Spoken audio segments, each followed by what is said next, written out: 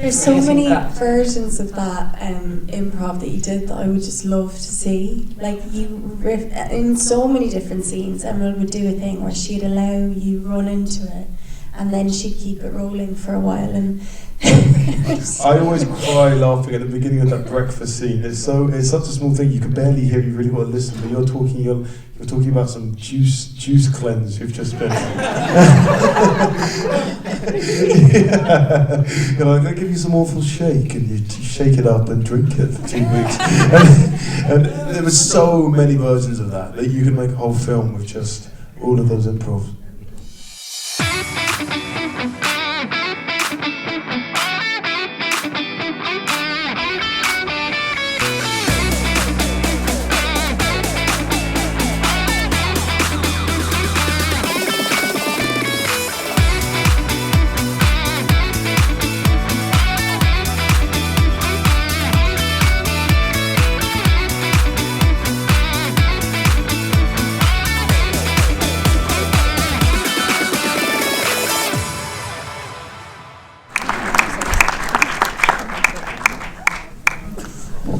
Hey guys, I'm Andrew, Freund, I'll be your moderator, but we have some cast here. First up, Alison, please come out.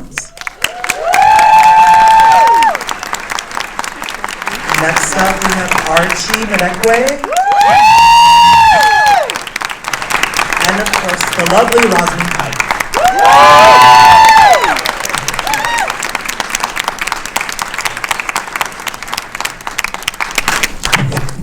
Price is Right or something.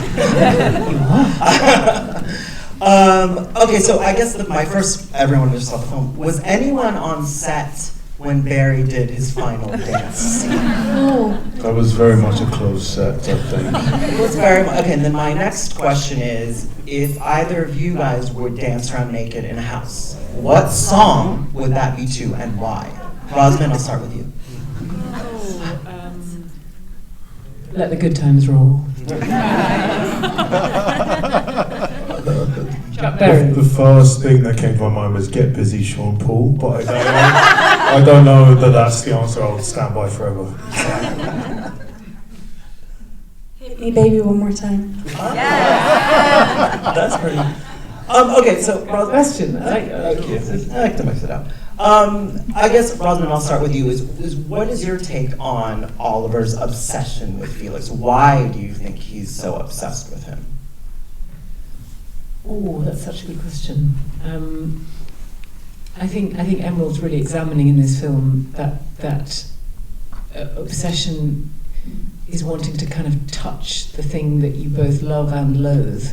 That it sort of it kind of you want it, and you want to crush it. I think the obsession is so much more complicated than love or hunger for something. And he sort of wants to have him consume him, and I think it's obviously because he's beautiful and seems to have everything so easy and seems to shine in a way that Oliver has never shone. And he just wants that. I think, there are people always, aren't there, in life, and particularly at school or at college, who seem to burn brighter than everybody else, and they're infuriating for everybody else, I suppose, unless you're kind of one of the chosen ones who are kind of blessed by their friendship. Mm-hmm. And that's true. Yeah. And for you two, you two have both had these intense sexual encounters with him. And I want to know, just filming those scenes were so intense just as a viewer to watch. But for you as performers, what was that like? Was there an intimacy coordinator?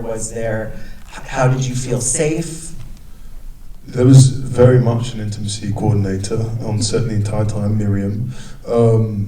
I think respect and feeling safe and comfortable is Emerald's first priority. Everything is always a question, ever a demand. The whole thing is collaborative. There is no scene in this film that wasn't spoken through and that we felt pressured into doing. But also we all signed on to the film knowing what the story was and what was kind of needed. And interestingly, my scene with Barry, the kind of nighttime hand job, don't really know how else to describe it. That scene actually wasn't written until maybe 3 or 4 days before we did it. That's a really brilliant thing that Emerald does. She's constantly writing as you work. She's like watching the dynamic between the actors, and she's constantly bringing new things to the table. And she texts me saying, "I'm going to send you a scene. Don't freak out. Come and find me. Let's talk." and I read it, and I was like, 100%. That's definitely where it needs to go. Like it was building and building, and we felt it, and the power dynamic called for it. And so, me and Barry were just so up for it, and we all felt so comfortable with each other that it was part of the job. It was fun. And Alison, for you, obviously, that was. Also, what was the fake blood? What was that made out of? What is that?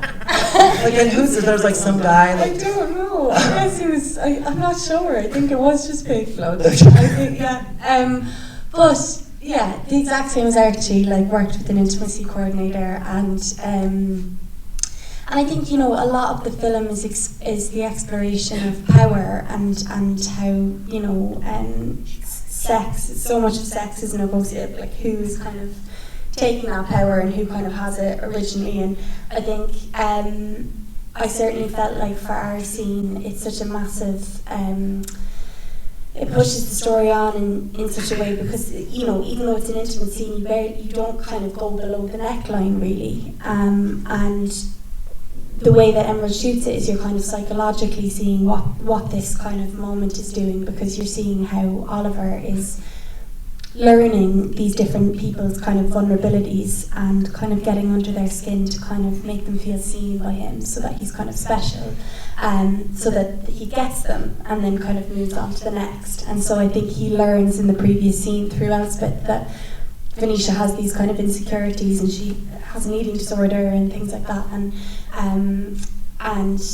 through that knowledge finds a way of kind of getting her. Like, I think for her that moment is a revelation. I don't think anyone's ever told her to eat before or spoken to her in that way, and so we're seeing actually how fragile these people are as well. And so, like, similar to Archie, that scene made total sense to me, and felt very kind of safe and looked after. And also I think when you shoot those things as well, I don't know about you, but it's really funny. Like, everyone's just kind of laughing because it's all very strange and funny. So, yeah. What? Oh, damn, Diana. That's it. All right, let's talk about Elspeth, because she hates beards, she hates ugly people.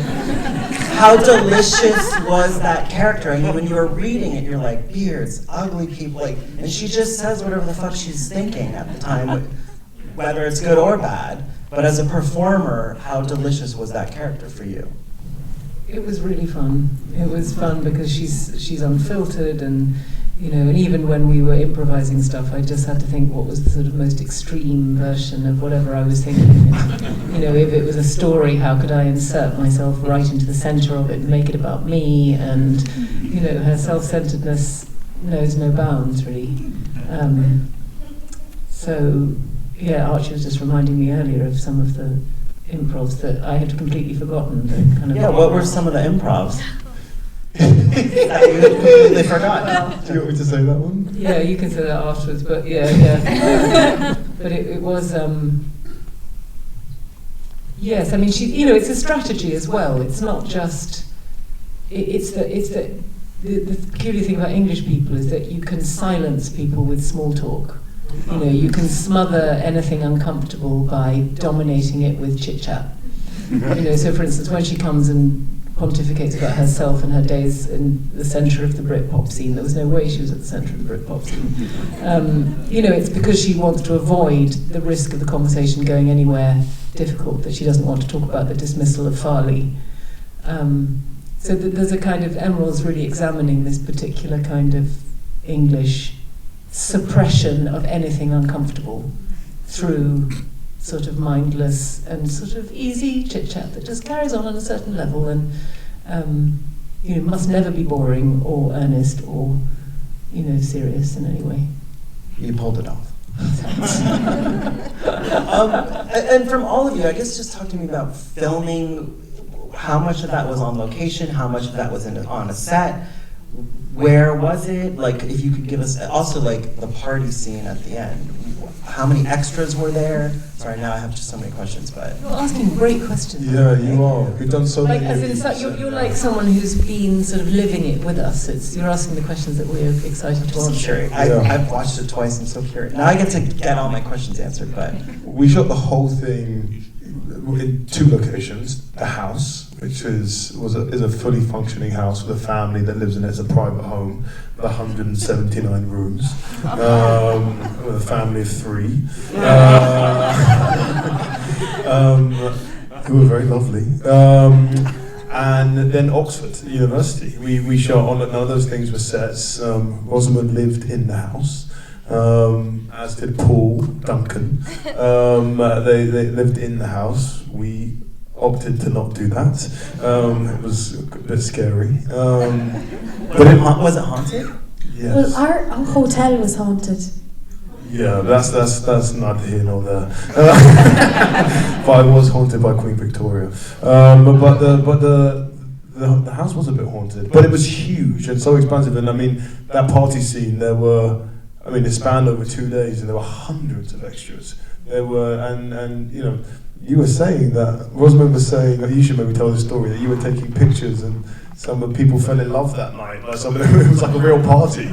So, I got messaged asking for the pictures that I had taken because there were various couples that had hooked up and they wanted the memory of their first sort of moment before it all happened, and it was on my camera. I obviously handed them over. I thought it was exactly what Saltburn should be. It was that feeling of abandon and transgression, and that's exactly what the Cattons want to happen at their parties. That's true. I think by having us all in that one house as well from the very beginning, like I remember when we first went in, obviously we were all kind of in awe of what we were seeing and couldn't get over like the scale of the house, but because then we were there every single day for like 6 or 7 weeks, a part of yourself just kind of, I suppose, adjusts, and then we're like, oh yeah, we're here and we're working every day, and so you kind of develop a sense of ownership over the space in the way that obviously the family have, so your relationship to it becomes quite familiar, and I think then that would translate on screen of like, this is where these people actually live, as opposed to if you were kind of upping and moving the whole time and having to kind of adjust to a new space, which I thought was so clever by Emerald to kind of allow us to start to feel like it was our space. Generous of the family. Remember that first day that you and I had a sort of tour of the gardens by the gardener and the daughter, and we were sort of so much the outsiders. Yeah. And then how quickly we were kind of roaming those gardens. Yeah, because we had all these kind of inside facts then, and we kind of felt like we could then share it with other people, and we felt really a part of it. Well, Emerald said that, she said that she needed the house to feel mundane to us, because it's so shocking when you get there, and we need to make it feel like home, and we had to make it feel, we had to be bored by it. Yes, huddling in one room, kind of thinking, what on earth what can we do? So what was it like living there? Like, what was that? And were you in the room where he's like, this is like where the king sleeps? I certainly was not. No, that is the king's bedroom. Those rooms are untouched. I mean, they cannot be. Those curtains cannot be touched. They're so fragile and precious. So those rooms are never opened, and somehow Emerald, through her charm, got them to agree to have Barry dance naked through the most priceless rooms of the house. And Barry, is not always. He's wonderful, and one of the ways in which he's wonderful is he's not reliable or predictable. So the danger and the sort of, I can only imagine that out of the corner, on the edges of the frame of that wonderful hedonistic dance, is probably about 3 butlers kind of looking, watching the curtains hanging as he burst through, right? There was that incredible day, the dinner party scene where there's all these candles, which is completely lit just by the candles, and and there was hundreds of them, and lining all the walls were all these priceless oil paintings, and we were shooting for so long that the paintings began to melt, and the butlers, I remember saying to Emma, how long? And she said, you just have to give me 20 minutes. And they said, okay, it's fine, just do it. And they became so much a part of the film and were so committed to the project that they were just so invested in it by the end. And these paintings are warping on the wall. It was it was insane. Alison, kind of just talk us through what was it like being part of the family? Because it was a very unique family made up of all kinds of people. But what do you think that experience was like for your character, but also for you as an actor being with everyone? Because it does seem like you guys were a pretty tight unit. Yeah, definitely. Like, I think,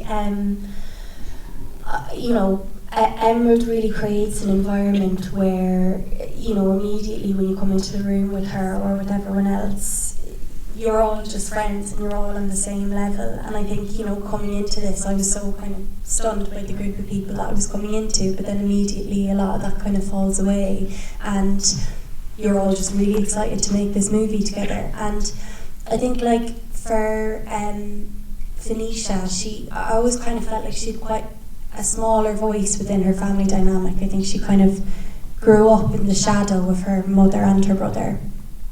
And I think that kind of makes a lot of sense for how she presents herself with her image, and it kind of screams like, look at me and notice me. And she, how we see how she is with Oliver, I think, is how she is with a lot of boys, of needing this kind of attention or validation, because I think she knows if she's put in a room with her brother or her mother, I think the attention will immediately go to them and people will love them first or flock to them first. And so I think it's a constant thing of her feeling like she needs to win people over or have a kind of thing for herself within her family. But yeah, I feel like we were such a family for the whole film. Like, none of us really left. Like, we were in that, it was Peterborough we were in, right? And we didn't really leave at all. So, I think when you're sometimes I think when you're playing characters and you're working with really incredible people and actors, your dynamics start to mirror. So the three of us we went for like roasts and stuff, and I felt, I did feel like it was like having a roast with my cousin and my mum. And so it was one of those things where we did just feel really, really close, and yeah, it was so special. It was it was a very, very close-knit cast, probably. Yeah, it was very, very special dynamic. And I think all our characters grew because of who each other were. I don't think any character was built in isolation. I think it was very much, the response and the living of it that made the whole thing happen in the moment. The dynamics, they appeared because of who we all were and who the characters were. I wanted to ask you have some amazing scenes with Carrie Mulligan. What was it like batting with her? Because she's obviously an incredible actress. Everyone on the stage is an incredible actor. But you two just kind of went back and forth. At one point, like, she's like your plaything, and then you're like, get the fuck out of my house. It was, Carrie and I are very close. We've known each other since she was 19 and I was 24 or something, making Pride and Prejudice. And then we did an education together, which in some ways my character in an education was like a kind of younger version of Elspeth in a way, in some ways. And Emerald just allowed us to sort of riff. She just said, I just think the scene should begin, Oliver's got to walk in to just hearing himself talked about. And then she kind of handed over to Carrie and I to just have that conversation. Why would you that amazing scene, there's like all from them, it's just completely improvised. So there was no written dialogue for that? No, not for that, but then, some bits obviously worked and some things didn't work, and, we sort of, it's fun to riff on the kind of completely, naive privilege of the upper class to sort of say, well, why would you be poor if you were selling drugs? I thought drugs were expensive. You just, anything, the most daft things just work for those two. And then, then Carrie started saying, about drunk babies, babyish voice, and it was just, I now want to see I now imagine in my head, because of course you find that you fill a script with all the kind of imagining. So I imagined Elizabeth saying, I've got to go to Moscow because poor Pamela has got involved with this awful Russian. She's invited. I've got to go over and rescue her. Well, she's dead. No, before. Oh, before Saltburn too. From the malignantly ugly Russian. Yeah. You just dream of. There's so many versions of that improv that you did that I would just love to see. Like in so many different scenes, Emerald would do a thing where she'd allow you run into it, and then she'd keep it rolling for a while. And I always cry laughing at the beginning of that breakfast scene. It's such a small thing you can barely hear. You really got to listen, but you're talking about some juice cleanse you've just been. They give you some awful shake, and you shake it up and drink it for 2 weeks. and there were so many versions of that you could make a whole film with just all of those improvs. And, I want to ask you, your character is kind of like an outsider looking in, and kind of tell me how you dove into that. Wanting to also, your American accent was completely convincing to me. I didn't know that you were British until I met him just outside. So, congrats on that. Thank you very much. That's very kind. Thanks. And Alison's English. Thanks. And Alison's English as well. When we did the table read, I hadn't said hi to Alison yet, and then I heard, and we just did it, and she was just speaking in her English accent. I remember thinking, God, I thought she was Irish. I guess she just did a really good Irish accent, and then. I think I thought the same about you. I was like, oh, he's from the States. And then, How did I? What was the question? Sorry. Your character is like kind of an outsider looking in, and how did you kind of tackle that? He's not an outsider. Well, it's a bit of both, because he is and he isn't. He's not an outsider because he is a part of the family and he has come from wealth, but he quickly lost it, and he didn't come from and grow up in this very specific British aristocracy. He grew up on, we imagine, the Upper East Side. His mum was probably a model and is still partying now, but I think I imagine him being the kind of person whose parent was their friend and not really a parent. And I remember going to those people's houses and thinking, God, I'd love to have a relationship like that with my parent, but I think it's actually quite lonely because there's no one that really cares about you. Like at dinner, your mum's actually getting ready to go out, and so there's this double thing where when he comes over to this family, I think there is genuine love and affection and care. Despite all of his kind of him being the jester and having to constantly put on a good face because he's so scared of being sent back to America and back to this kind of loveless life. There is also genuine affection for the people that took him in, and that's a really difficult feeling because there's this middle ground of not feeling accepted and feeling so ashamed of having to put on these characters constantly. That was something I really resonated with. I think so many people of colour can resonate with that thing of putting on different characters depending on the space that you're in, and I think that's something that Farley really, really feels. Depending on the mood of the family, he has to put on his funny face or put on his gossipy face, and sometimes it's so exhausting, but he's just trying to stay on the good side, and he's constantly reminded. Felix says, we don't even notice that you're different, and even just in that line like that, he is different. He isn't a part. He isn't them, and yet he is a part of the family, and the crafting of that, I guess, is just in the writing, the way those scenes play out. I think he's a really heartbreaking character, and it comes across as mean and defensive often, but I think that's just a suit of armour. Probably he's the only one clever enough to really take on Oliver, actually. Yeah. 100%. Final question. Just, I'll start with you, Rosamund. Just kind of talk to me about just the overall distinction of power, class, and sex that plays in this film, and how what you think Emerald's vision of what she wants the audience to come away with. That's a huge question. I know, I'm ending big. I mean, I think power, class, and sex. Yeah. Three biggies.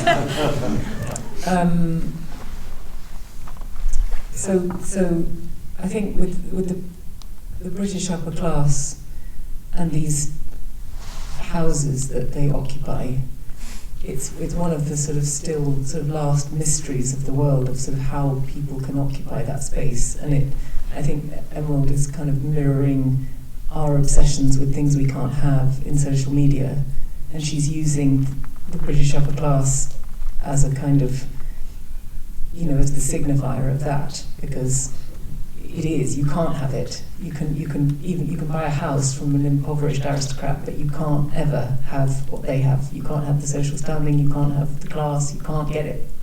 You can't be bought. So therefore it's infuriating and interesting and endlessly fascinating. But she's using that to mirror all our other obsessions with wealth and on social media and stuff. Sex, I think Emerald thinks sex underpins everything. And I think she's talked about writing this during COVID, where you couldn't touch anybody or get close to anybody, and she wanted this film to be a film about consumption and wanting and touching and getting close. And then you've got my character, who I think hates being touched. I think Elspeth, she's a very interesting character in the fact that I think she's almost, we improvised her. We improvised a scene where we were talking about one of Felix's ex-girlfriends, and Felix says, Mom, she never really wanted to have sex anyway. And we say, no, darling, she was a sex phobe. It was awful for you. And actually, I think Elspeth is a sex phobe. I think that's how I saw her, as a sex phobe, someone who was sort of wanted to be adored, but also terrified of intimacy, terrified. Yeah. And of any kind of feeling that allows her to be vulnerable, that makes her have to be vulnerable, whether it's grief, which means she has to suppress that immediately, sex, because you have to be vulnerable to someone else, or someone could have power over you. And that brings me to the power, which is, she's interested in all the myriad ways in which we have power over each other, by belonging or not belonging. And the British upper class is awful at that. They have power over you by making sure you know that you don't belong. You can be invited in as a curiosity, but if you don't belong, you will quickly know it. And it's horrible. And it gave me a sort of, because I've sort of been in the fringes of it and sometimes been invited in and always felt wrong. So it was very cathartic playing Elspeth, because I got to sort of exorcise all the times I've ever been made to feel wrong by her doing that to other people. And there you have it. Thank you guys. Thank you so much.